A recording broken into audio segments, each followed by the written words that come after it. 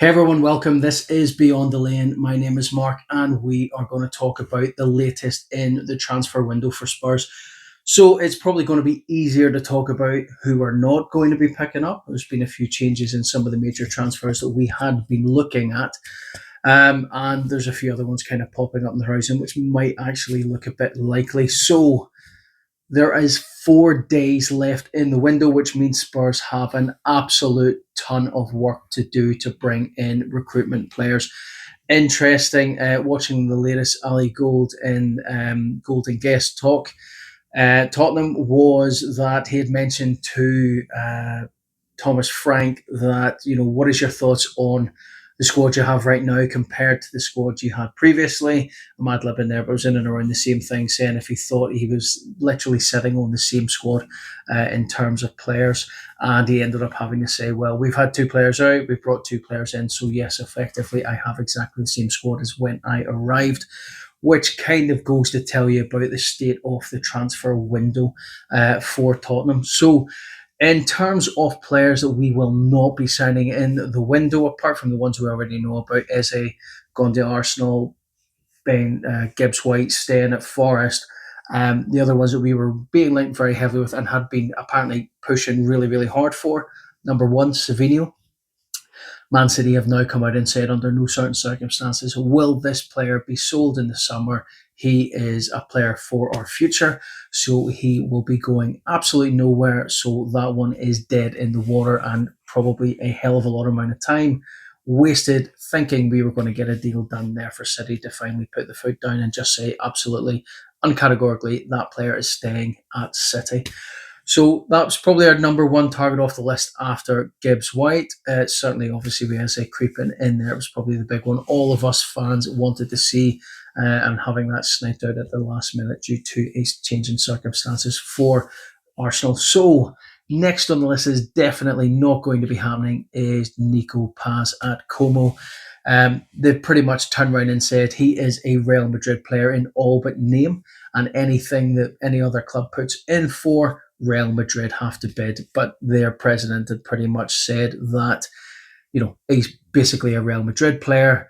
They have a say in what transfer business happens, and it's a big resounding no from them. The player himself has come out saying that he dreams of himself going back to Madrid and playing at the Bernabeu, which means pretty much the player doesn't want to come.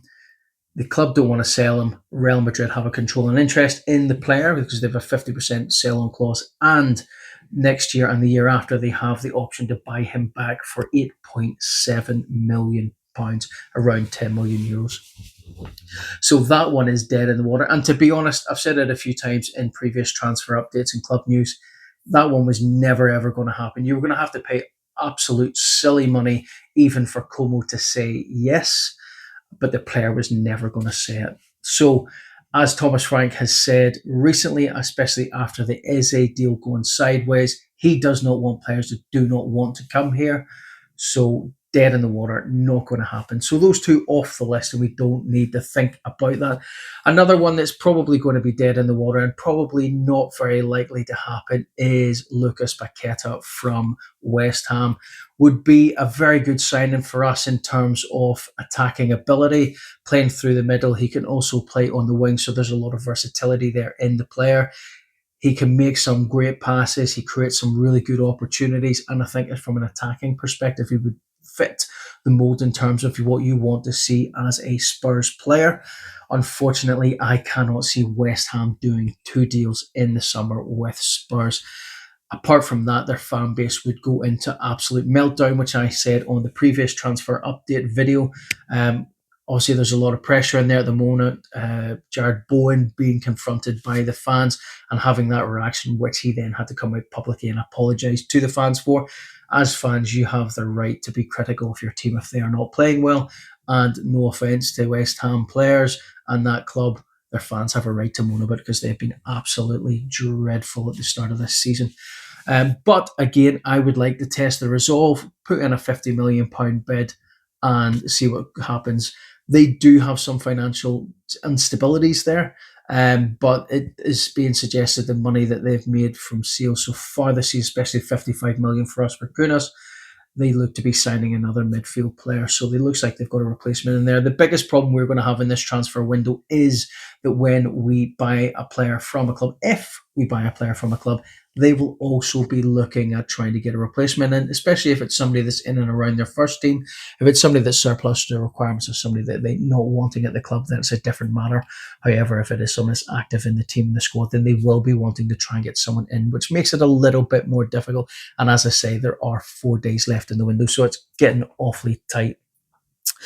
So when we're starting to look at some of the other deals of players that we are being linked to, and there's a number of other ones just popping up out of the woodwork, so how likely those will be, who knows, but I'm not going to talk about them because we've not really been mentioned to them before, and it probably isn't really right to talk about them either because I don't think they're players that will come to us anyway. So next on that list is Akaluche from Monaco. Very good, skillful player. We've talked about him a lot in the last couple of videos. I think he would be a really good fit at Spurs. You know, he's got that Champions League experience, playing, I think, a number of games last season in the Champions League 10, maybe. So, you know, highly experienced in Europe in terms of that, especially when you look at our squad and there's literally next to none. What he can offer as well in terms of goals, assists, and stuff. The guy ticks all of the boxes for us. Plus, his versatility, can play across the middle of the pitch, so it makes it quite a good option. And the chat is that he can be bought for anywhere between 45 to 47 million pounds. So again, if we're wanting to get something over the line, give them the money. Let's get it going. I know Daniel Levy likes to do this wee bit at the end of a transfer window. He comes in and tries to negotiate really low to get players. But I think we've already tried that throughout this transfer window, and it's fallen flat in its arse. So we need to be a bit more serious when it comes to these negotiations. I think I heard on the radio last week, it might have been Talk Sport, saying that 9 chairmen have came out saying that they just will not deal with Daniel Levy in negotiations simply because of the way that we behave in those negotiations. So it kind of says a lot about our transfer policy in terms of what we do and how we do it. I'll maybe have a wee talk about that just to round the video out at the end. But Akaluche kind of ticks those boxes, and the value is quite good as well. But again, the problem we have is it's that transition from the French league into the Premiership, and we have not had an awful lot of good guy stories when it comes to players coming direct from the French league into the Premiership and playing for us. And I'm having a nightmare there. Tongue is one, and Njay, is it Njay? Clinton Njay, he was another one that came in that was absolutely woeful for us. So bringing in a third one, and you hope third time's a charm. If we do get him, that he will make that acclimatization quite quickly and hit the ground running. But certainly having that Champions League experience will hopefully help that as well, if he was to come to us. But that one's probably a more likely deal that could get done before the end of the window. And Monaco, I think, are suitable enough to think that that deal could be done if at least they're open to the potential of talk going ahead and a signing being made. So we'll see what happens with that one. Next up is Morgan Rogers at Aston Villa. Apparently, we have been in discussions with Aston Villa. We all know that they are having some financial issues in and around PSR, already having been fined £9.5 million by UEFA for not meeting their financial commitments on that front. So we know, although they have sold Ramsey to Newcastle for 40 million, that there is still a little bit of issues in and around them being able to make other signings in and around the base of the fact that they don't have their financials quite there yet. So we could be getting that player in the door. Apparently negotiations are going well. They're cordial, things are moving on. They're valuing the player in and around at £100 million, but the chat seems to be we could get him in and around £80 to £85 million. This would be the statement signing that the club needs, especially having fallen on our face over the last couple of transfers that we've actually tried to get over the line and missed out on, but also the rigmarole we've had with Savinho and Nico Paz.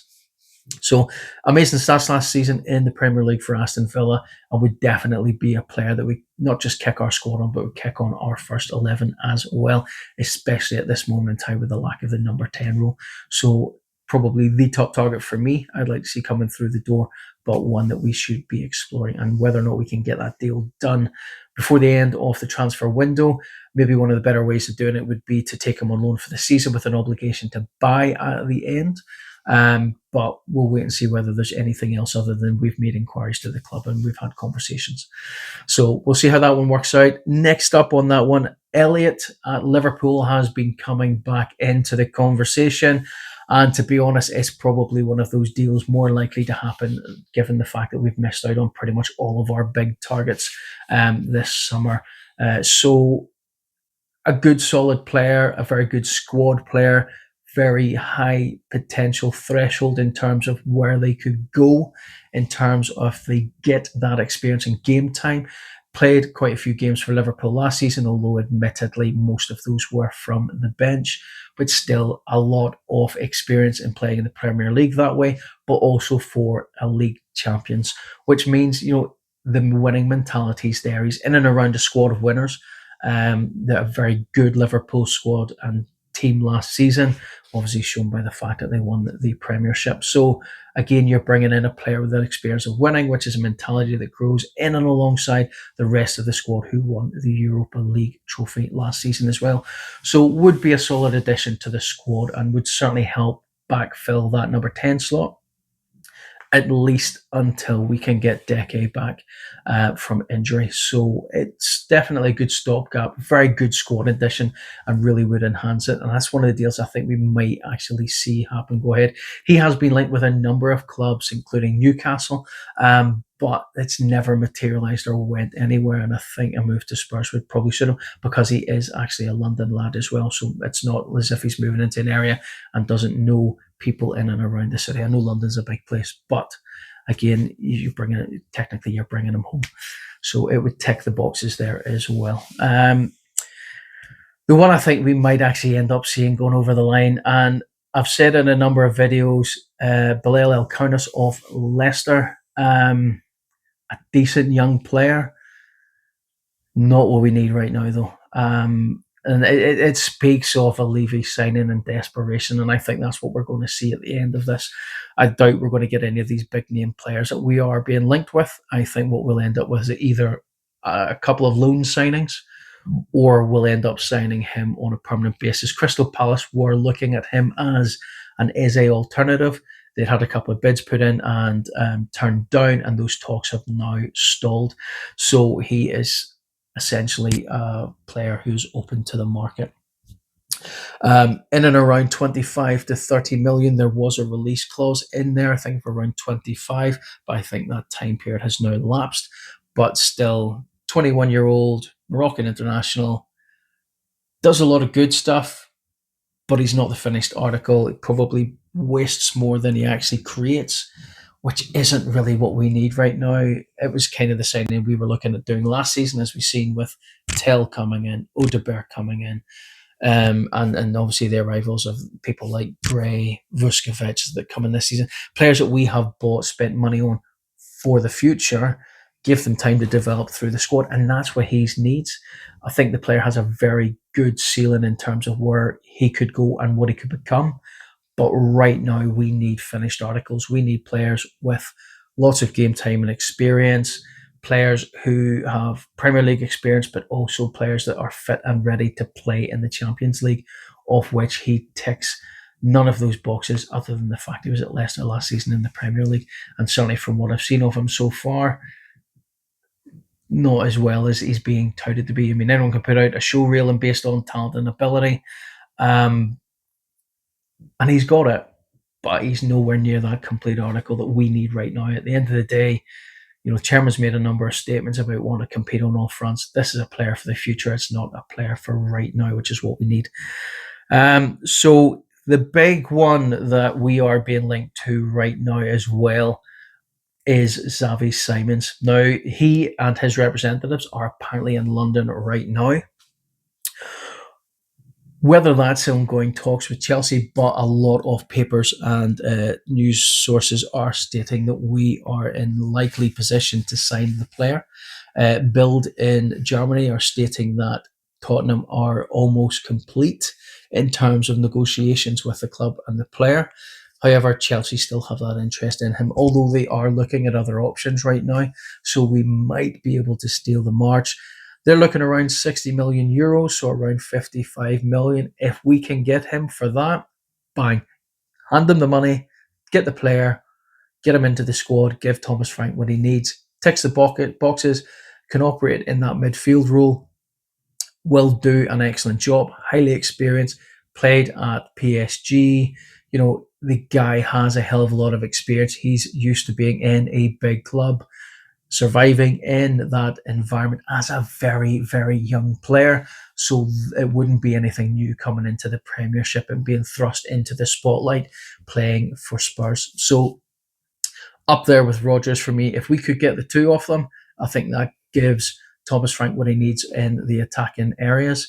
As we're looking for a winger and a number 10, but obviously we're looking for that versatility of somebody that can play in and around all of those spaces if possible.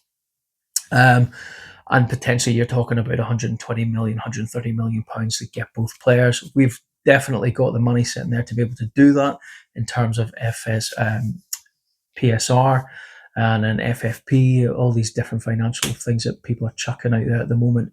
So we need to get those deals done. Another one that I heard mentioned, and I'm going to take this with a pinch of salt because it's a player we've been linked with a number of times, is Adrian, the French player, Rabiot. I'll cut this. One of the players that we have been linked with, and I've heard it from a couple of sources today, and I mentioned it in a couple of videos ago, is Nathan Ake on loan for the season. Not sure whether that's a signing that Villa would allow, or not Villa, fuck me. One of the players that I have seen us being linked to today, and I've heard a number of people talking about it, is Nathan Ake. I mentioned this in my Man City review after the match when we won 2-0, that I had said that actually Nathan Ake would be a really good option. Can play centre back, left back. Ticks all the boxes in terms of cover right across there. And it also means that we wouldn't have to heavily rely on Davies if things go sideways. So in terms of that, a loan deal, 30 years of age, highly experienced player, international player. God, the amount of trophies he's won at City, European experience as well. In terms of a loan signing for this season, until we get all of our players back from injury, as well as the young players coming back from loan and getting them a bit of experience, it makes absolute perfect sense to me. Keep talking about us requiring another centre back, but no names really being mentioned other than Mark Gahey at Crystal Palace, and now SA's gone. They're not going to let him leave. Nathan Ake, for me, definitely is on the periphery of the Man City squad. Never mind the starting 11, especially after the signings that they've made this summer. So a potential loan move for him, or even a low money signing, I don't know, 15, 20 million, makes perfect sense. Can compete with Danzo for that third slot. As well as deputising in the middle of the back four for either Romero or Van de Ven when we're looking to rotate through. So to me, it would be an absolute no-brainer.